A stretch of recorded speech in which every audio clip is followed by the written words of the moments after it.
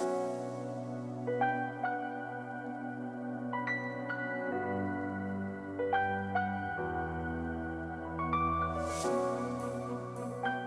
friends, really hoping that reincarnation is correct, so that way I can respawn as a bird and take giant shits on people here, bringing you another Dota 2 video on behalf of Dota Alchemy, in which we're going to be talking about my mid lane hero tier list for patch 7.23E. So what are the current best mid laners in Dota 2 to win games with?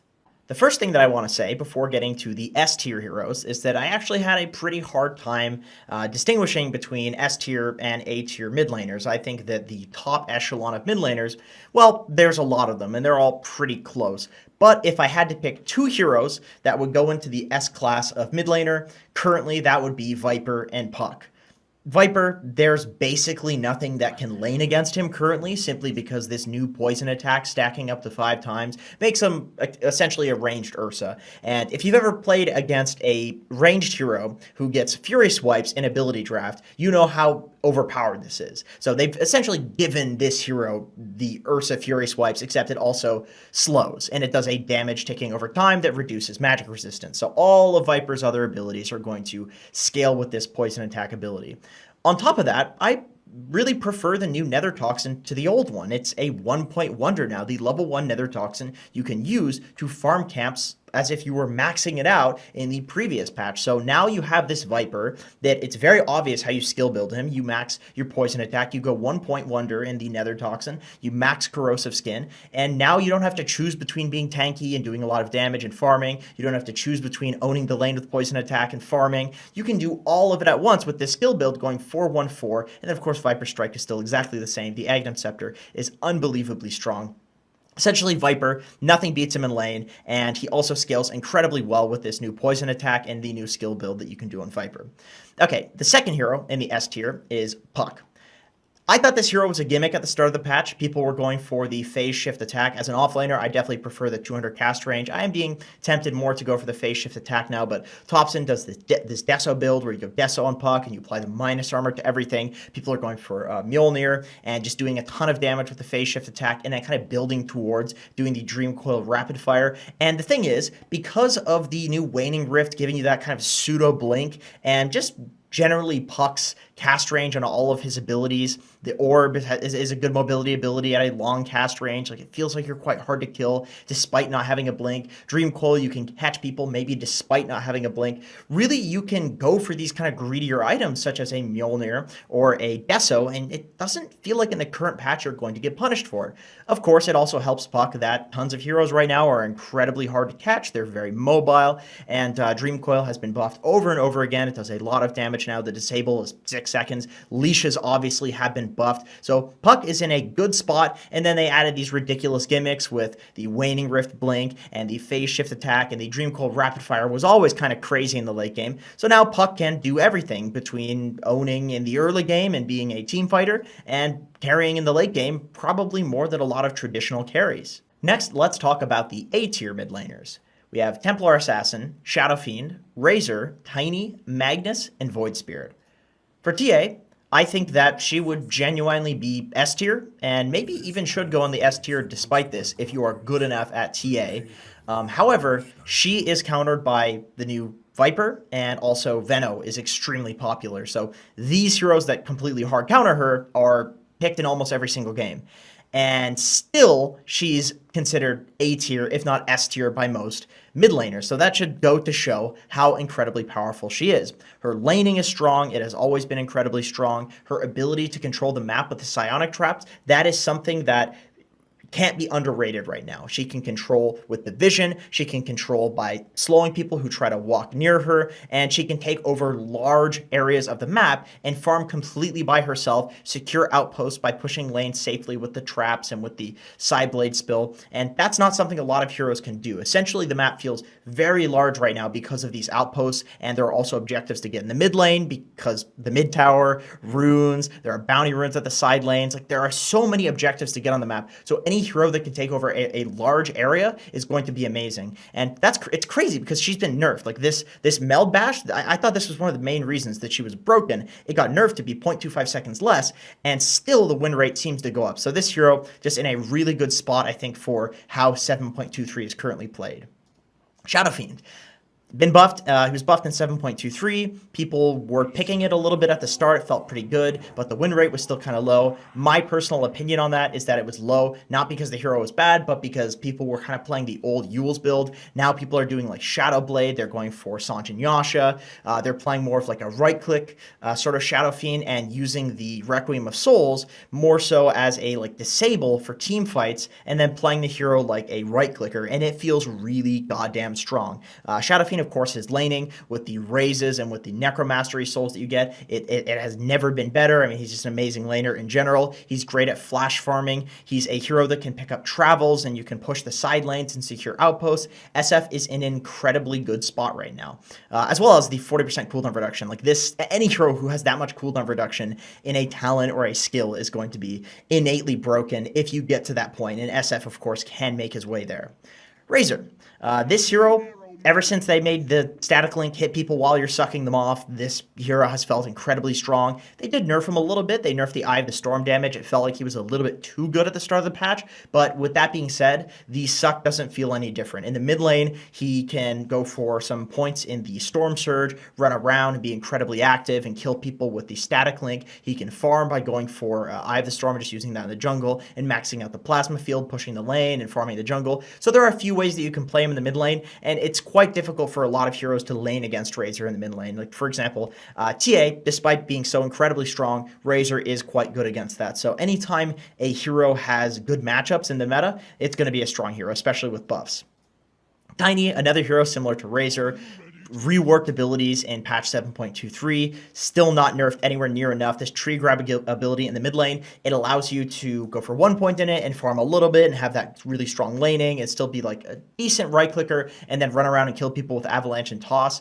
Or you can max it out if you want to be greedier, and you can essentially scale to be like a carry if you want to play more like a farming SF or play more like a Storm Spirit or Medusa in the mid lane. Tiny can actually do that, and he can do very well with items. So that's kind of the only difficult part of playing this hero in the mid lane right now, is choosing exactly what build to do on him in terms of your skills and in terms of your items. But if you can figure that out, this hero might actually be an S tier hero. This, in fact, is one of the best heroes for picking if you do not know what the enemy team is going to pick, because it block picks the majority of the cancer heroes. If you look at this, like decent against Tinker, good against Meepo, AoE stun, good against Huskar because you have the long range and you can kill him. It's basically good against all of the cancer picks except for Timbersaw.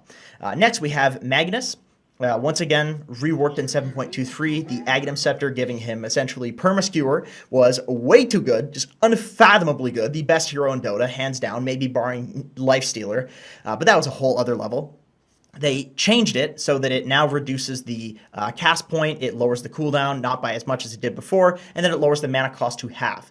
It is still incredibly strong. Magnus, with this new Empower, giving 2 times the bonus to him, makes it so that I've very seldom seen a Magnus go in the mid lane and lane up against something, and then the Magnus comes out where he has less levels than the enemy hero. Like, there are no heroes in Dota that will flash farm as quickly as a Magnus. So despite not necessarily being the greatest hero to have a ton of farm, I mean, you'd kind of rather like a Jug or an Anti-Mage be farmed and then you empower them, like the old Magnus. You'd prefer that, right? But because of how fast you can farm, it's kind of like, screw it. We'll just get the farm on the Magnus and he can kind of carry us. So this hero, still extremely good just because of how fast he farms. Void Spirit. New hero, was way too broken at the start of the patch, still had like a 40% win rate because people weren't playing it right. People figured it out. I think we're in another lull period, which we have seen with almost every single new hero, where it gets nerfed to the point where people stop picking it. It still seems kind of decent, but I think in a few months, we're going to consider this hero way more broken than we do right now, because it's just in that lull period where it's falling off because there have been some nerfs. If you go to the late game with Void Spirit, this Dissimulate 3-second stun, I don't know how this is 3 seconds. Like, I think in a year from now, this will be like 1 second talent or 1.5 second talent, because it is almost impossible to deal with him in the late game. He doesn't even do that much damage. It's just that you're permanently stunned and disabled from all of his stuff. On top of that, he's almost impossible to kill. He's very easy to outlane a lot of heroes, but you do have to be careful. I think like Puck is really good against him. Ember Spirit, his brother, is actually quite good against him. So there are counters to him, and if that weren't the case, he'd probably still be S tier. And maybe if people played it a little bit better, he would possibly be S tier. But he's certainly A tier. You know, he's one of the best mid laners in the game. It's very easy to get ahead into Snowball. Next, let's talk about the B tier heroes. And for some of these, I actually was a little bit hesitant to put them in B tier. Maybe they would go in A tier, maybe they would go in C tier if you're not very good at them. But of course, that's why they end up in the B tier, because they're kind of in the middle and maybe we're not all exactly sure where they stand just yet. We have OD, we have Zeus, Invoker, Clinks, and Lone Druid. I think if you're a Clinks player, this is one of the best heroes in the game. This is the patch for you. It's been your patch for quite some time because this hero keeps getting reworks, and every single patch I go to Dota 2 Pro Tracker and he's sitting on like a 56 to 60% win rate, but just not that many picks. I would highly recommend checking out Limp Play this hero if you want to learn how to play Clinks. This could be an S tier hero, and the only reason I don't put him in one of these lower categories, as you can see, I did split up the C tier into a few different categories. I would say this is a specialty hero, but it's so good if it's your specialty hero that I wouldn't put it in the C tier of specialty heroes. So if you want to play Clinks, it's a great hero for this current patch. Lone Druid.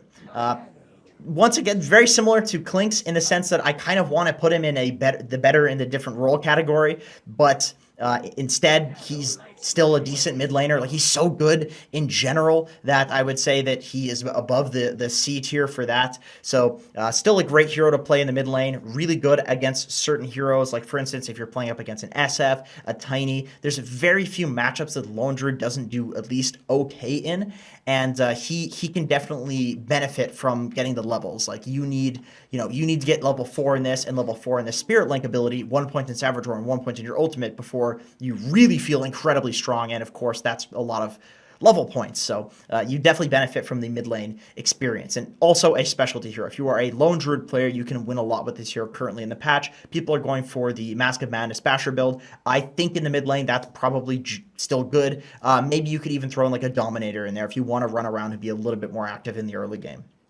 Invoker. Quaswex Invoker is great. Invoker is just strictly better than he was before. I would still be a little careful about going Quaswex. Basically, I think if you have like the late game secured and just the damage secured for the late game, you don't necessarily need to go for the Quas Exhort, and instead you can just run around to the early game as Quaswex. However, with that being said, if you have a lot of heroes that you can play off of with the Sunstrikes, then building Quas Exhort Invoker is definitely not that bad. But the fact that you don't have to build an Aghanim Scepter on this hero anymore makes him absolutely incredible. And the only reason that I wouldn't put him higher is because I haven't seen it enough yet. It's currently trending. It could possibly be A tier, probably not S tier compared to these two heroes, but it is still quite good, and it's very good in other roles as well. I think position 4 Invoker is one of the best position 4s in the game currently.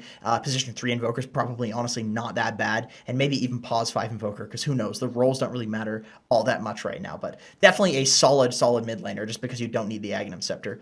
Zeus.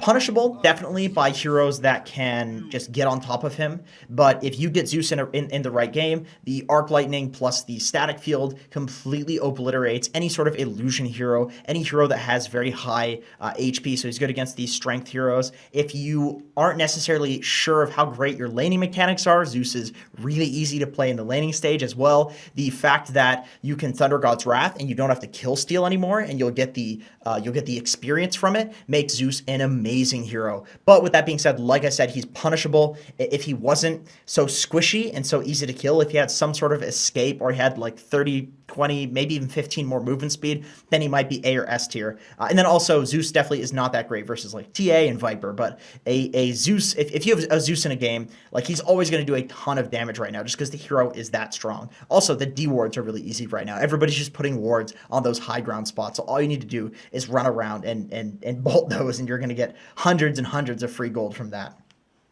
OD was definitely much better at the start of the patch. In the last patch, obviously, he was broken. But this Sanity's Eclipse, the new kind of doing damage based off of how much mana difference there is between you and your opponent. That is definitely something that was much better and scaled a little bit to be a little bit too strong at the start of the patch.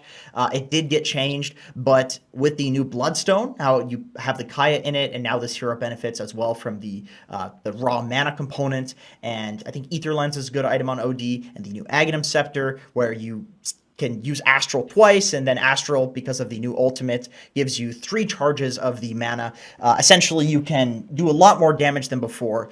It's just that it takes a little bit longer to get to that damage threshold with the Sanity's Eclipse. And I don't necessarily mean like in a fight. I mean it takes longer in terms of you need to farm a little bit more in the game. And he doesn't exactly have the best way of farming. But with that being said, it doesn't feel that slow to farm with the Astral Imprisonment. It's just that you can't really farm Ancients anymore with this Arcane Orb. So the hero does still feel quite good, and it's very good against heroes who have low mana pools, like Troll Warlord, Venomancer, any of these kind of agility/strength cores. You can almost one-hit them with the Sanity's Eclipse in the late game, more so than before, which is crazy because he did so much damage before.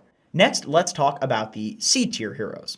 So you may have noticed that I've split these heroes into a bunch of different categories. I would still consider them all good enough to be C tier and not necessarily good enough to be B or A tier, but I decided to split this section into a few categories. Shoutouts to the gentleman from the previous YouTube video that suggested that. That is an absolutely brilliant idea, and I appreciate you. So first, we have the meme heroes. We have Ricky and we have Pudge.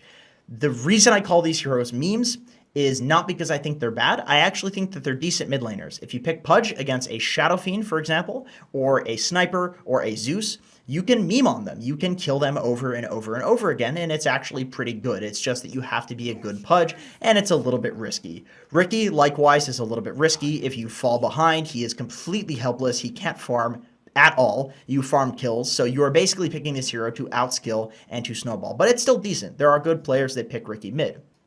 Next, we have the better in a different role category. Morphling, Lina, Drow, and Pango, who for some reason his icon's not letting me hover over it. That's too bad. Morphling, this hero is probably better in the carry role simply because I think that you would want to farm a lot more than you would want to fight, and I think that's not super conducive to the mid lane right now, but this hero is still in such a good spot that if you can get it in a good matchup, then you probably can pick it and fight or just farm and say screw it and hope that the enemy team doesn't push on you early, or maybe you're strong enough to fight if they do push on you early and you just take the farming because they know that they can't fight you, or something along those lines. So Morphling in a good spot, but I think probably would be better in the carry role. Lina, this hero has like a 48% win rate. It's still quite good despite the nerfs in the previous patch, but I think that it is better in a 4 position. I don't see what a 4 position Lina can't do that a mid position Lina can do. Basically, in both roles, you're going to be able to take farm because that's what 4 positions do these days. You're going to get a decent amount of experience, and I think that you'd rather have your mid laner be a little harder to kill than a Lina, because if you have all of this net worth and you just need a jumper and she's so squishy, it is a pretty big risk. So I think I would prefer Lina to be in a support position, but if you really are a good Lina player, or it looks like you want to just pick Lina to completely dump on something, or if you don't know what you're laning against, Lina is a kind of good generic hero that can beat almost anything if you have enough skill. I think Tiny is the best, just does well against anything hero, but Lina's decent as well. Draw Ranger would be a better carry. Definitely does want to AFK and farm a little bit more than a lot of the current mid laners, but such a good hero that if you see a good Drow game and it has to be played in the mid lane, or you have a hero who needs to play in a side lane and you have to swap the Drow mid, that's fine as well. Pangolier. I think this hero should be played as a support or as a 3 position. I think that the role dynamic, there's not really, like, you're going to get farm no matter what your role is as a Pango, because it is so incredibly hard to catch him simply due to Swashbuckle making him incredibly hard to chase down. Rolling Thunder, you always have that threat if you go on a Pango where he's just going to roll away, or he's going to roll on you and kill you. So this hero, you build a Maelstrom, you're going to get farm in any role. I think he is fast enough to play as a mid laner, though. He definitely fights enough to be played as a mid laner, but you definitely do need level 6 as well. So once again, good hero in the mid lane, decent hero, but I would say probably best in another position. So now we have the situational heroes: Slark, Necrophos, Pugna, Sniper, Silencer, Dazzle. Dazzle's an easy one. This hero is good in the mid lane against certain matchups, like if you're against TA or a Pudge or a Tiny, some sort of hero that gets super punished by the poison touch, then Dazzle's a good mid laner. Silencer, very good against particular heroes that are hard to catch, such as Ember Spirit, Void Spirit, basically the spirits. Silencer's going to completely dump on because of the global silence, because of how Last Word works, and because you can just trade with them over and over with the Glaives of Wisdom. Sniper, good against heroes that you don't want to get close to. Good against Lina, good against Outworld Devourer, good against Medusa. If Medusa was a good hero, but she's not. She's complete dog shit. Pugna. This hero is... I personally thought he was going to be in a good place after the changes in the past few patches to him, but it seems like innately, I guess, the hero just isn't as fast or as strong when it comes to fighting or something like that as people would hope. So he's not really getting picked all that much, but I do think that obviously Thompson plays this hero. Thompson plays a lot of weird heroes. So there are certain players that play a lot of Pugna. I think it's a decent specialty pick and also very good if you want to death ball and end fast. But that comes with the risk. So make sure that if you're picking it, that you know that you have to play fast. Necrophos, very good against tanky kind of melee strength heroes in the mid lane. Really good against Tiny. That's probably the hardest Tiny counter. I think it's pretty good against Lone Druid because you just melt the bear. You essentially need to know what you're up against, and then you pick it as a response to that hero. Slark, also a situational response pick. You pick it against like Kunkka. I think it would probably do pretty well against Tiny. Any hero that you can just sit there and steal stacks from, it would do well against Ember. So yeah, just pick it against anything you can just sit and steal stacks from. So specialty heroes, and I know I kind of mentioned a few of them here briefly, but these are kind of exclusively specialty heroes right now. Kunkka, Ember, Leshrac, Storm. I would probably put Kunkka in the D tier, but I think that the new Aghanim Scepter definitely has a place and people aren't really using it correctly yet. But this hero has been nerfed so many times that he fell from S tier to... You should only pick it if it's your specialty. If you're still a good Kunkka player, it is always going to be a good hero because there is such a high skill cap on this hero, just between all of the combos you can do and the one-hit potential that comes from the Tidebringer. It's just never going to really be a bad hero. And I feel the same about Ember Spirit. If you're an Ember player, it's a good hero. You can lose lanes, and you're probably almost guaranteed to lose lanes in this patch because a lot of these mid laners are so good at laning. But still, if you're an Ember player, you're going to have a pretty decent time. It's actually quite good against Void Spirit, and it's quite good if you need a really fast-paced mid laner that does a lot of ganking, or a hero that needs to split push side lanes, because he will never die split pushing side lanes. Leshrac. Kind of like Pugna, where you should pick it if you need something to play fast. However, it is very squishy, and it can feel very bad if you fall off. You can end up going like 2-17, so you do have to be careful, but there are certain players, such as like Sumail, that you'll never see them have a bad Leshrac game, just because the skill cap is so high. And I think the skill cap is not in pressing the actual abilities, it's in your positioning on the map, being in the right place at the right time, because he can take towers, he can push side lanes incredibly fast, he can rax the enemy team if they're pushing somewhere else and not paying attention. There's a lot of like map skill involved with this hero. Storm Spirit. Speaking of map skill, if you are good at Storm Spirit, this hero is always going to be decent. I think the Bloodstone, the current Bloodstone, building from a Kaya and the mana components, the mana and HP components, is amazing for Storm Spirit. The fact that you get damage from the Bloodstone actually is amazing for Storm Spirit. The jungle items are amazing for Storm 2. If you get the shovel, you can dig up the bounty runes and you can fill your bottle. If you get like a faded brooch, you have the move speed to move around, the mana to spam your remnants. There's a lot of really good jungle items for Storm Spirit in the current patch. But in my opinion, he is a little bit too slow to be strong right now. He spends a lot of time jungling. He's still decent because he can like zip to kill people at outposts and things like that. And any hero that has a lot of mobility is going to be decent right now. But I wouldn't say he's exactly like OP or anything like that. Next, let's talk about the completely dog shit and D tier of heroes. So Medusa's bad, basically because this Mystic Snake was the best component to her, the fact that it drained mana from people, and then also she had a talent to make the Mystic Snake drain even more mana, and it was percentage-based. So this was really cool. You would basically just make people completely out of mana, which essentially makes them dead. But now, it doesn't do that. It slows. Cool ability. Actually, it's completely worthless, and this hero is complete dog shit, and until this gets reworked, she's going to be very bad. She's also just not tanky. It feels like you get all of this farm, and you're slow, and you're not tanky, you don't really do that much damage. That hero sucks. And then we have the D tier. These are pretty bad heroes. If you're really good at them, you can definitely pick them, but it's a big risk. Queen of Pain, the one situation where I'd say pick this hero is against Razor. I think it's a good hero against Razor, but with that being said, she doesn't farm as fast as a lot of mid laners. She does play pretty quickly in the sense that she can run around and gank, and that's why she's not on the list. She can be very aggressive and fight early, which is cool. She can win lanes with Shadow Strike, but this Sonic Wave is a very long cooldown to wait for. It feels like she can't really kill people without that. You can just TP away from her, and she needs too many levels. You need points in Blink, otherwise you jump in and you die. You need points in Shadow Strike, or your laning sucks. You need points in Scream of Pain, or your farming is pathetic, and even with Scream of Pain maxed out, it's only a 300 damage nuke. I mean, think about that. It's just a generic 300 damage nuke. It doesn't do anything else. It just nukes in an AoE. There are very few heroes in Dota that haven't been reworked where these generic abilities they don't do something else, like, oh, it applies to slow or a fear or something like that. So pretty generic hero, kind of bad, doesn't really do enough compared to other mid laners. Death Prophet, one of the big issues with her is that she was really strong because her Agnum Scepter was strong in the previous patch, but then it got nerfed to the point that it just wasn't that good anymore. And the reason that it was good to get the Ags was because this ulti, this Exorcism, is one of the best things about her, but it's a 145-second cooldown. And the reason that the Ags was great for her was because you could fight without having the Exorcism. And now the Ags kind of sucks. So you are just back to old Death Prophet, where she's pretty cooldown dependent. That's about it.